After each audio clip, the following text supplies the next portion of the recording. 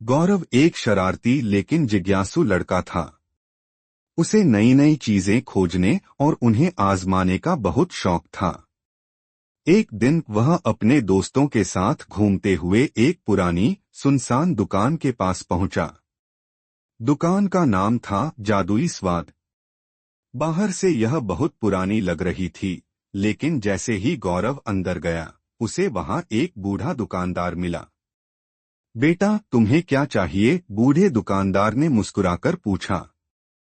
गौरव ने शरारत भरी आंखों से कहा, कोई ऐसी चीज जो मजेदार और अनोखी हो। दुकानदार ने रहस्यमय अंदाज में एक डिब्बा उठाया और बोला, ये हैं जादुई नूडल्स।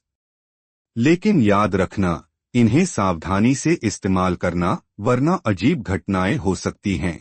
गौरव ने हंसते हुए डिब्बा लिया और बिना ज्यादा सोचे घर चला आया। रात को जब सब सो गए तो गौरव ने चुपके से रसोई में जाकर नूडल्स बनाए। जैसे ही उसने पहला निवाला खाया, उसे लगा कि उसका शरीर हल्का हो गया है। अचानक वह हवा में तैरने लगा। फिर उसे महसूस हुआ कि वह सिर्फ हवा में नहीं तैर रहा, बल्कि किसी रहस्यमय जगह की ओर खींचता चला जा रहा है। अचानक चारों ओर अंधेरा छा गया और जब उसकी आंखें खुलीं तो वह एक विशाल जेल के अंदर था। यह जेल किसी आम जेल जैसी नहीं थी। दीवारें नूडल्स की बनी हुई थीं और दरवाजे स्पेगेटी के थे। अंदर कई अजीबोगरीब लोग बंद थे। कोई आदमी पूरी तरह नूडल्स में लिपटा था, तो कोई लड़की मक्खन और सॉस के ढेर में फंसी थी। गौरव डर गया। उसने एक बूढ़े कैदी से पूछा, यह कौन सी जगह है? बूढ़े ने आह भरकर कहा, यह जादुई नूडल्स की जेल है।